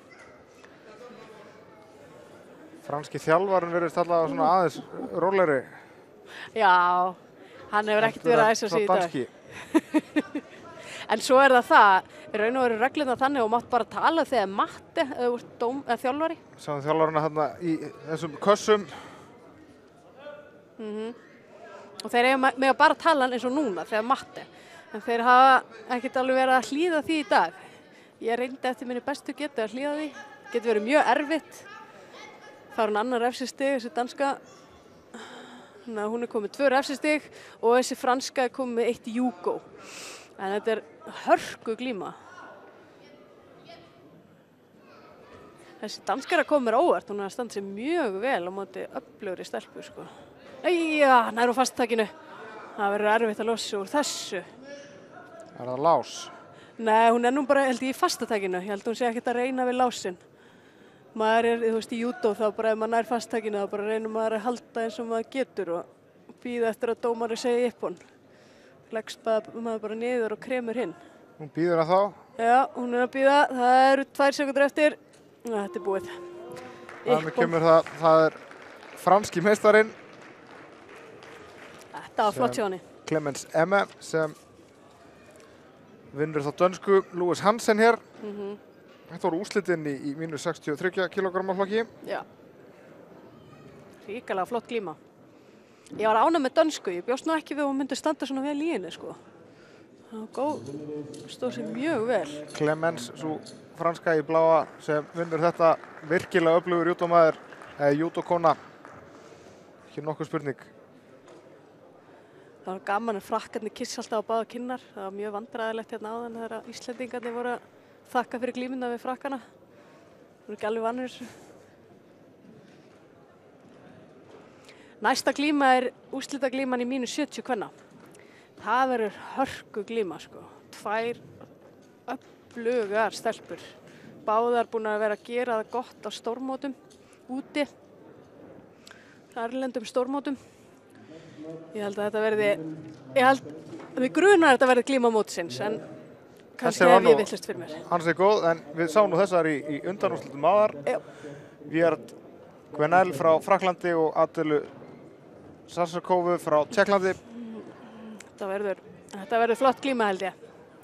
En svo veit maður aldrei, gæti alltaf bara enda strax á uppáni. Nú verða þær að vera duglegar að finna tökin og þreifa hvor aðra til.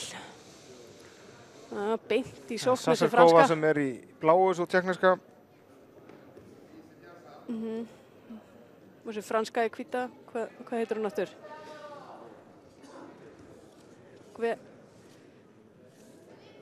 Viard Gvenel. Gvenel. Já, var þetta skor? Já, þetta var Hugo. Franska strax búin að ná skori. Og hún að reyna henginguna. Hún ansi góð í þessu. Tógar þær inn á aftur svo hún fá að halda áfram. Tékkneska verst vel. Þessi tékkneska þarf núna að taka tökin og eiga fyrri sóknina. Þessi franska rosalega góð í því að eiga fyrri sóknina. Það getur drepið svo niður sóknina hjá hinum, sko.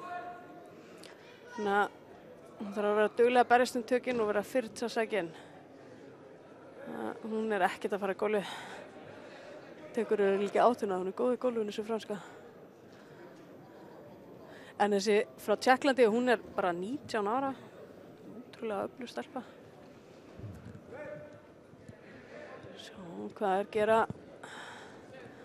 Já, komin yfir tök. Já, franska yfir líka. Þetta barátta tökin.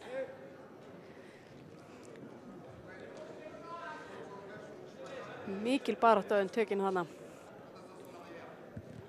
Þessi franska lítur út fyrir að vera oft svolítið þreytt í byrjun glímu. Ég veit ekki alveg hvað í gangi með það. Það virtist samt ekki háin á hann. Hún náði nú samt það.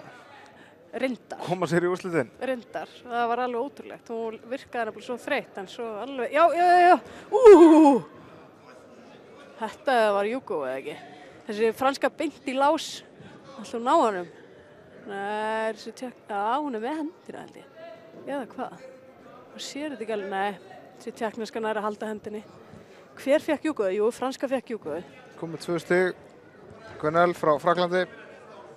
Þannig að nú þarf þessi tékkneska að fara aldeilis að setja í 5. gír. Ef að þessi tékkneska nær einu Vasari, þá hún í raun og veru komin yfir. Því að Vasari hefur meira að segja heldur en til dæmis 2 Hugo. Gæti fengið alveg fullt af Hugo, en það myndi aldrei vera meira en 1 Vasari, sko.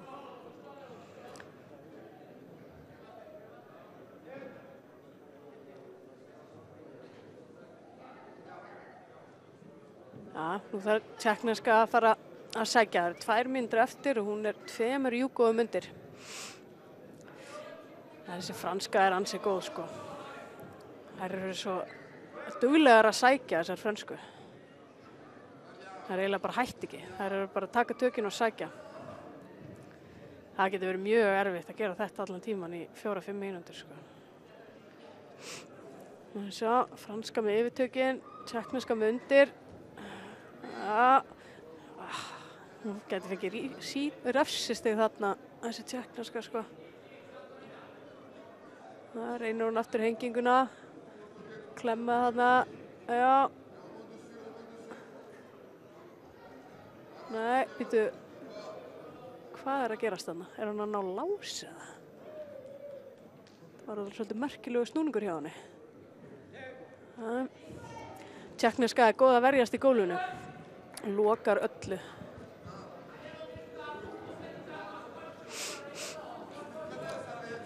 Hvað 1,5 mínúti eftir? Gallan. Sjáum hvað gera. Hún alltaf að niður bakið á henni. Ætlar að ná kastinu. Nei, Tékkneska þarf að vera duglegar að losa hendina. Þessi franska fer alltaf yfir bakið. Tékkneska þarf að losa hendina. Hún alltaf að reyna að halda bara undir en þá verður hún að nota mjaðmyndir á sig betur, sko. Hún ekki að ná að setja þær nógu mikið inn. Já, hérna losar hún takið. Passar hún komast ekki yfir bakið á sér. Aftur fer hún yfir bakið. Þetta hefði nú alveg getað verið hvað. Þetta var... Já, til að sjá þetta endursýnt, sko. Maður sá ekki alveg hvor var að reyna að kasta þarna. ætla að gerast? Lagalan. Já. Franska yfir á stigum. Já, 2 Júgó, mínúta eftir, núi! Þetta átti hún að vera að gera allan tíman, notaði meðmyndan sína, stinga mjögum menn. Vonum að hún ná að gera þetta aftur, jafna leikinn. Franska já, beint á hausinn. Það var Júgó, hún komið fastatak, já, þessi tékkneska alveg búinn, sýnst mér. Ekki mikil barátta þarna í gangi að losa sig úr fastatakinu. Hún er að halda í nokkra sekúndur í viðbót, hún er að reyna að krækja sig á því, hún reynir að krækja í löppina til þess að dómarinn segi, tók þetta, þá hættir talningin í fastatakinu. En þetta er komið 1 sekúndur í viðbót, já, Ippon. Þá er hún komið gullessi franska. Það er frakkinn Wiard Gvenel sem hefur betur gegn tékkanum Adelu Sasirkovu. Þetta var flott glíma. Já, hinn glíma var samt flottari, ég var eiginlega að segja það. Glíman sem við sáum hér á undan úrslitin í 63 kg flokknum. Það var hörku glíma, sko. Þessi var flott líka. Það er Gvenel í hvítu sem að vinnur gullið í þessum þyngdarflokki, -70. Tékkneska þá með silfur, það er nú bara mjög gott, sterku móti. Neyja sig vantarlega og Tökast í hendur. þá sjáum við svona brotaði besta úr þessari viðureign. Það er nú spennandi maður.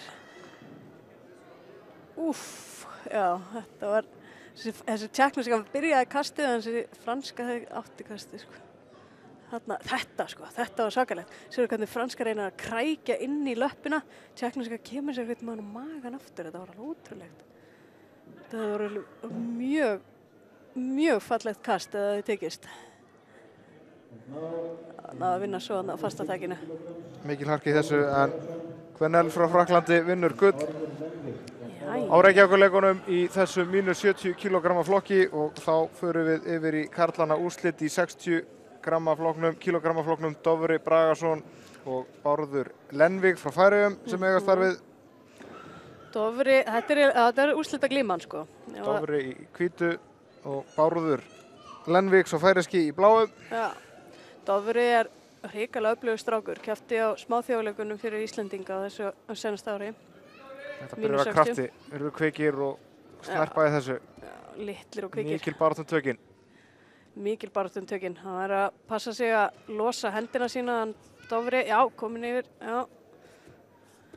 Það er allt að gerast.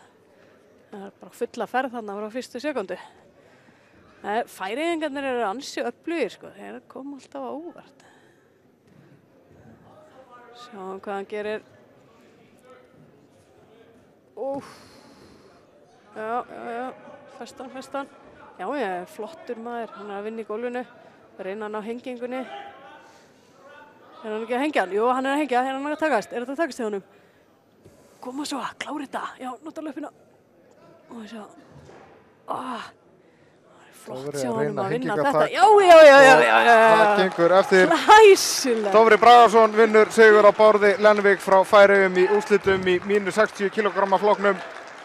Vinnur Lenvik á Ippon með hengingataki. Já, hann er að æfa í draupni, það sem ég er að þjálfa, sko. Flottur strókur. Frábært, það er komið 1 gull fyrir Ísland. Og þú tilheyrir þá eiga mikið í því, ekki satt? Bara 90%. Nei. Ég er nýbyrjuð að þjálfa þarna. Þetta er nýtt hlutverk fyrir mér, en þetta er mjög skemmtilegt. Þetta var flott hjá honum. Hann verið stundum smá stressaður fyrir mótan Dofri, en hann tók það. Hann nýtti sér þá stressin að beislaði vel hér. Hérna sjáum við aftur. Já, henginguna. Hengingatakið. Svo verður maður að nota mjaðmyndar, maður verður að nota mjaðmyndar. Já, þetta var flott. Hengir hann og vinnur þetta á Ippon. Íslands gull komið í hús. Yes. Það var stórglæsilegt hjá honum. Þetta eru fyrstu íslensku gullverðlaunin á þessu Reykjavíkurleikum í júdókeppninni. Já. Því miður geta það ekki orðið mörg. Ég held að það sé bara möguleiki á einu í viðbót. En þetta er úrslitin í -66. Þetta verður svakalega falleg glíma. Nú Báðir heyrist mjög vel góðir. í Pólverjunum. Þetta er Pólland á móti Frakkland og þeir byrja bara strax af hörku. Já, þetta eru svo skemmtilegi flokkar, þessi léttu flokkar. Þetta er svo snöggt og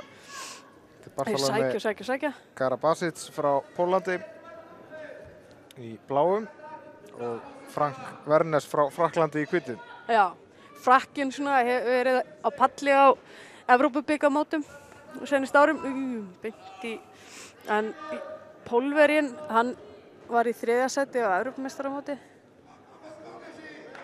En það var í -60, hann er búinn að færa sig upp í flokk á þessu móti.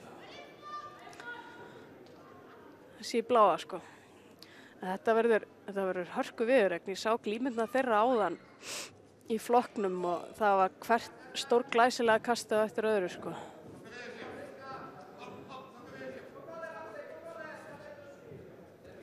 Sjáum hvað að gera. Þetta er hörku barátta þarna í tökunum. Sjáum hvernig hann í hvíta heldur hendin hans. Nokkur er búin að vera að gera þetta.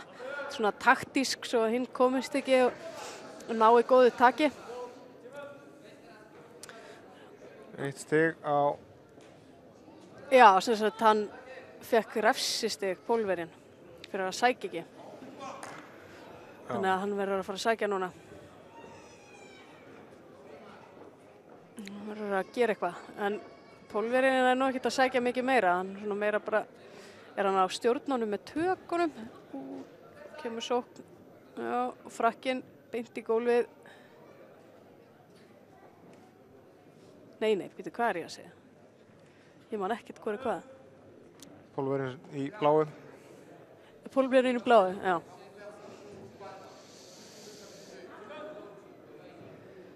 Frakkinn hvítur. Já. Vernes frá Frakklandi. Frank Vernes og Bartolomé Karabasic frá Fekk hann poti í augun. Pólandi.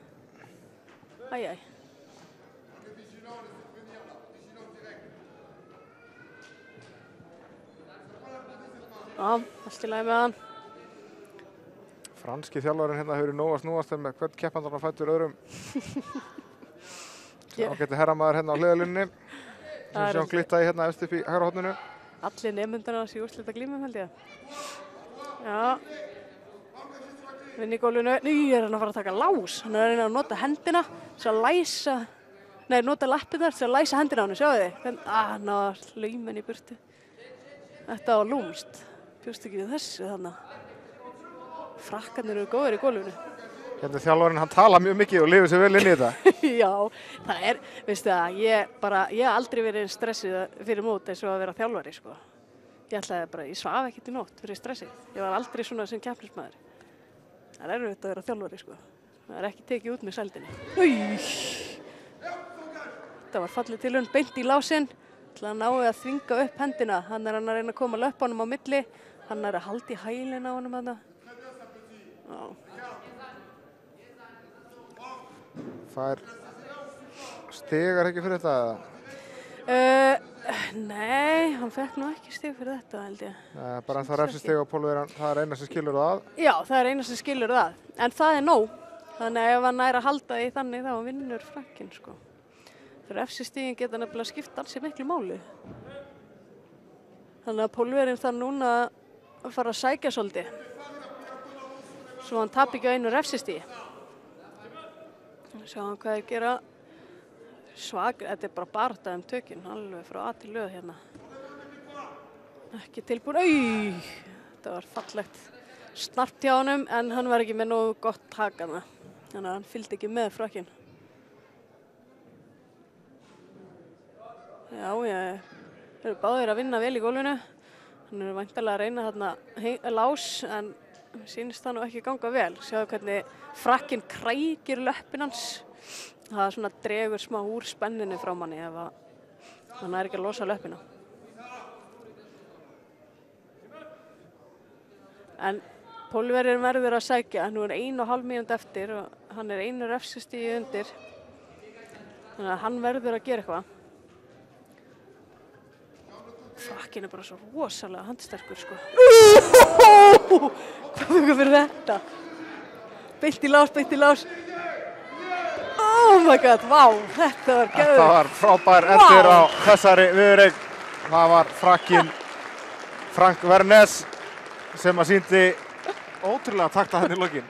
Þetta var magna. Það er alltaf gaman að sjá svona beint, sko. Vá, ég verður að segja þetta eftir. Það var fallegt kast. Vernes, svo franski í hvítu sem vinnur, hefur hér betur í úrslitum í mínus 66 kg flokki gegn Bartolomé Garabasic frá Pólandi, en við verðum að segja þetta aftur. Anna Sofía, þú verður að útskýra fyrir okkur hvað á sér stað þegar við fáum þetta síðan á skjáinn. Já, ég held nefnilega að kastið hjá honum hafi verið of snöggt. Sjáðu hvernig hann er að lenda næst á svona maganum, sko. Þetta var alveg fallegt og hann fór beint inn í lásinn. Það vissi nákvæmlega hvað hann ætlaði að gera. Hann ætlaði náttúrulega að reyna að taka kastið, en hann vissi að hann ætlaði að reyna að ná hendinni. Þetta var alveg, þetta er svo fallegt kast. Þetta var óstakari. Sjáu þetta, svona er að krækja og svo stekkur hann inn. Það er eins og hinn bara svona, já, ok, ég skal leyfa mér að fara með. En það var alveg, en við förum bara beint í næstu viðureign. Það eru þá það er mínus 73 þá eða? Mínus 73 kg flokki, Karel Musil frá Tékklandi og síðan er það Brís frá Pólandi. Já, þetta verður góð glíma. Það er hinn Brís bróðurinn, við sáum Jacek bróður hans áðan í bronsglímu, en hér er það Adam Brís í bláu. Musil í frá hvítu. Tékklandi í hvítu. Musil var tékknesku meistari 2013 og hann er svona mjög sterkur, glímdi hérna við Hermann Unnarsson í fyrstu glímu.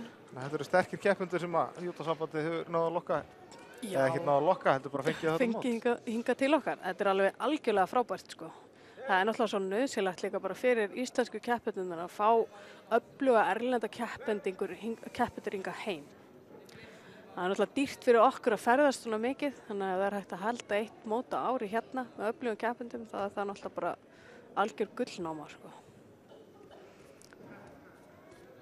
Ég var akkurat smá fúl yfir því að vera ekki að keppa, það var loksins komin alveg hrikalega öflugur flokkur. Maður kannski fara að koma sér í form fyrir næsta mót. Vera hinum megin. Öflug barða í tökunum að það. Wow! Greip næst í lappirnar, syndist mér. Fljótur að reyna að fara inn í hengingu, sagði hann ekki Matti. Er hann að ná að hengja hann það?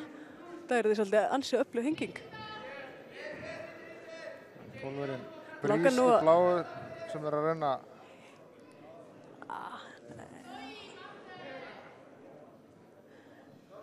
Þetta heldur áfram, það er flott. Ég held að þetta getur nefnilega flott. Já, hann, ég held að hann hafi bara svolítið glemt sér og svona hætt að glíma þessi tékkneski, leyft honum að komast þarna inn í. En Pólverjinn er svona aðeins með yfir höndina, finnst mér akkurat, nei. Fljótt að breytast í júdó. Það var pólski búin að vera með yfir höndina núna svona framan af, en tékkneski, það var nú næstíu búin að ná að kasta honum þarna, mótbræði. Hörku glíma. Nú er pólskir að reyna að ná mótbræði, sjá hvernig, þetta getur nú alveg verið Júgó fyrir Tékkland. Pólskir að reyna að ná stjórn á mjöðmannum hans, ætlaði að reyna að taka hann í svona mótbræð, náði því ekki alveg. Þetta er úrslitaglíman. Það er oft erfiðustu glímunnar, sko. Það ertu komin með þann sem er næstur þér. Já. Það er ekki alveg nóg lifandi sóknirnar hans Musil. Hann verður aðeins að fá meiri hreyfingu og fá meiri svona viðbragð frá Pólverjanum. Já, hann ætlar að reyna að ná að klára sóknirnar sínar. Pólski er alveg hrikalega sterkur í tökunum, nær alltaf yfir og beygir hann niður. Jó! Þetta er Rippon. Þetta var fallegt. Og sjáið Jacek, Adam Brís er þetta nú, þá hann sé í búninga bróður sinum. Pólverjarnir fagna þessu með miklum stæl. Þetta var líka stórglæsilegt. Kósótagari syndist mér. Þetta var alveg mjög fallegt. Adam Brís frá Pólandi hefur betur hér gegn Musil, Karel Musil frá Tékklandi á Ippon. Skellt honum hérna bakið. Kom með gull í mínus 73. Það eru gullverðlaun á í þessum þyngdarflokki. Pólverjarnir eru alltaf öflugir, sko. Kraftur í þeim. Vonandi fá að sjá þetta aftur. Þetta var fallegt kast. Sjáðu, hann er að reyna að segja.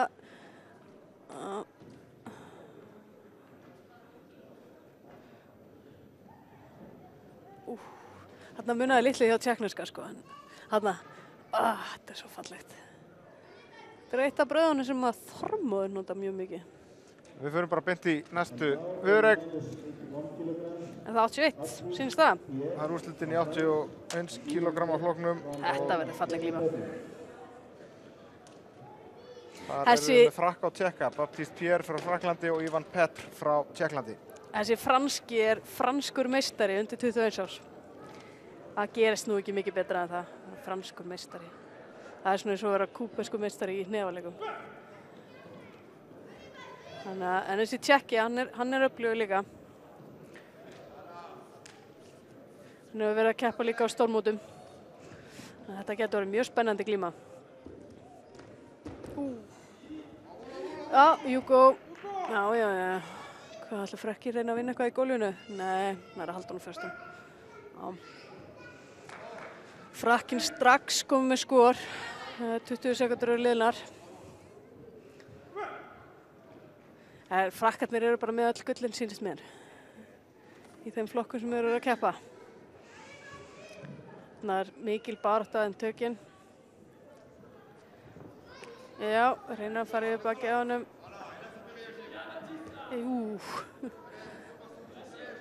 Maður nota mikið af svona, það sem við kallum soap-oft eða svona lítil brauð til að opna fyrir stærri brauðunum. Frakkarnir eru alveg þekktir fyrir að vera alveg ótrúlega góðir í því. Upp á hann. Nei, Vasari. Var þetta ekki upp á hann? Breytaði því ekki. Þetta var allavega fallegt kast. Það var Frakkinn komið með Vasari og Hugo. Það var erfitt barátta fyrir Tékkana að ná því, en það er ekki öll von úti. Að reyna að berjast um tökin, leiði ekki Frakkanum að stjórna grippfætinu. En það er erfitt þar sem að Frakkinn er mjög sterkur. Nú virðist ekki alveg koma sóknunum sínum inn, Tékkinn. Þetta er nefnilega lykillinn að halda þarna í ermina, halda honum föstum. Ekki leyfa honum að fá hitt takið sitt. Jó! Munaði litlega, hann fór öfumegin við hann. Hann sagði þetta verið uppánkast, hugsaði ég. Svo snöggir Frakkarnir, sko. Þeir eru fljótir inn.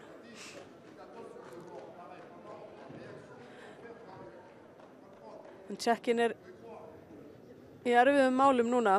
Hann er alveg Vasari. Franski þjálfarinn í bullandi yfirvinnu hérna. Nó að gera hjá honum. Pollrólegur. Eða ekki. Já, nóg að gera hjá honum. Hann er bara búinn að vera þarna. En engin þjálfari hjá Tékkanum. Hann sé sterkar keppendur hingað allavega. Fengið að sjá mjög flotta keppendur, bæði karla og konur. Já, þetta eru ungir keppendur. Þetta eru allt hérna í svona flestir undir 21 árs. En þetta eru mjög öflugir keppendur. Það hefur verið algjör heiður að fá svona einstaklinga til Íslands. Það er nefnilega alveg málið. Það er frábært að halda svona mót. Svo faraði örugglega að skoða gullna hringinn á morgun. Fá smá náttúru líka.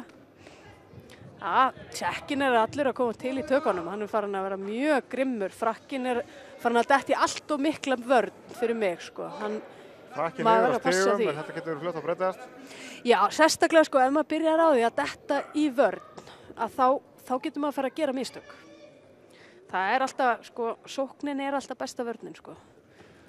Maður má ekki breyta því hvernig maður glímir bara því að maður er yfir, sko. En ég hef allavega komist að því að þau skipt sem ég hef gert það, þá hefur mér einhvern veginn tekist að tapa á seinustu sekundum og verið yfir. Þannig að hann verður að passa sig að komast aftur í sinn leik, sko. Það er engin þjálfari hjá Tékkanum. Tékkarnir virðast ekki vera með þjálfara með sér. En Frakkinn er vel yfir, þannig að Hann svona lítur út fyrir að Tjekkinn að koma, hann að fara vel, hann yfir bakið á honum. Hann bara ekki alveg að ná að halda þar. Það full mikill vörn fyrir mig Frakkinn, sko. Það geti verið mjög hættulegt fyrir hann. Já, hann lítið sótt núna, bara verið að bíða átt þetta. Já. Frakkinn enn yfir að stigum 2 mínútur eftir ef að hvorugur nær að klára þetta á fullnaðarsigri. Þá vinnur náttúrulega Frakkinn. Já, stigum, en þeir eru svona farin að þreytast aðeins. Já, þeir eru farin að þreytast, sko. Það er alveg 2 mínútur eftir. Það getur verið ansi langt, sko. Okkar maður hérna alveg sali rólegur. En já, ég er hörku barða í Tjekkanum, sko. Já, Frakkinn er bara svo góður. Það er erfitt að kasta honum. Þegar hann að vinna í gólfinu. Æ, ekki grimmur á gólfið.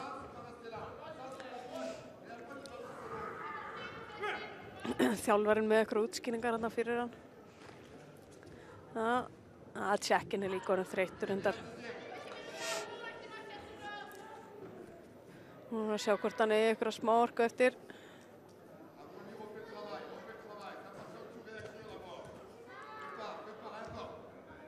Sjá hvað gerist. Frakkinn er að gera þetta mjög taktískt. Hann er að passa sig að halda stöðunu sinni. Hann er alltaf komið svo vel yfir að það væri mjög leiðilegt að tapa því úr þessu. Mínútu eftir. Æsi spennandi glíma.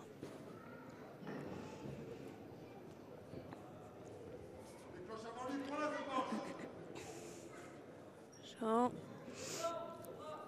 Frakkinn þarf að vera aðeins duglegri í tökunum. Hann er aðeins búinn að dempast niður.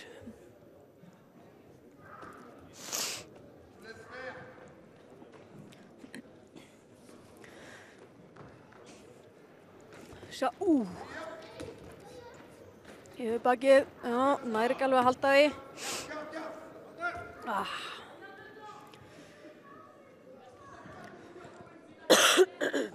Frakkinn virðist að hafa þetta á stigum eins og staðan er. Já, 24 sekúndur eftir, hann er Vasari og Júko yfir. Og Tjekkinn er komið með Sító, þannig að eina... Þá fáið bara þetta henni lokið. Nei! Hann vann þetta! Hvílíkur sigur hjá Tjekkanum. Ég var að segja það, hann fór í allt of mikla vörn. Þá gerist þetta, sko. Frakkinn yfir á stigum, þeir bara halda út í 10 sekúndur í viðbót. 10 sekúndur í viðbót. Af hverju hlustaði hann ekki á mig? Þannig að það ekki heyrt í mér. Ég er alveg vissum að þjálfarinn hafi verið að segja þetta. Ívan Petr frá Tjekklandi sem kláraði þetta með þvílíkustæl. Já, þetta var stórglæsilegt hjá honum. Skellt honum hérna á yfirborð. Nokkra sekúndur eftir. Það var líka, ég var akkurat að fara að segja þetta. Hann varði að kasta honum á 1 pont sem að vinna og það kastaði hann honum. Hann hlýtur að vera virkilega ósáttur, sá franski. Já, ég hef lent í þessu. Eftir þetta, sjáum hann tekur sér góðan tíma líka bara að hnýta sér beltið og þeir þakka fyrir. Já, en svona getur gerst. Þetta er fljótt að breytast í júdó. Það er nefnilega oft þannig, maður verður að passa sig. Þakka þér fyrir og... Sjáum við þetta endur sín? Já. Þetta var alveg ótrúlegt, sko. Já, hann er fyrsta kastið. Júkóið. Svo að Vasaríið, fallegt kast hjá honum. Þannig er það svo franski komin 11-0 yfir. Vel yfir, sko, og hann hjælt áfram að reyna. En bakkaði allt of mikla vörn. Endaði með þessu. Hvað þetta var fallegt hjá honum. Þetta var ótrúlegt. Sætur sigur fyrir hennar tjekkneska. En við þurfum að ljúka þessari útsendingu hérna úr Laugardalshöll í júdókeppninni á Reykjavíkurleikunum. Við tökum það helsta fyrir úr þessari keppni og öllu því helsta frá keppni helgarinnar í sérstökum samantekta þætti á þriðjudagskvöld. En Þorkell Gunnar Sigurbjörnsson og Anna Sofía Víkingsdóttir þakka fyrir sig hérna úr Laugardalshöll í dag. Verið sæl. Bless.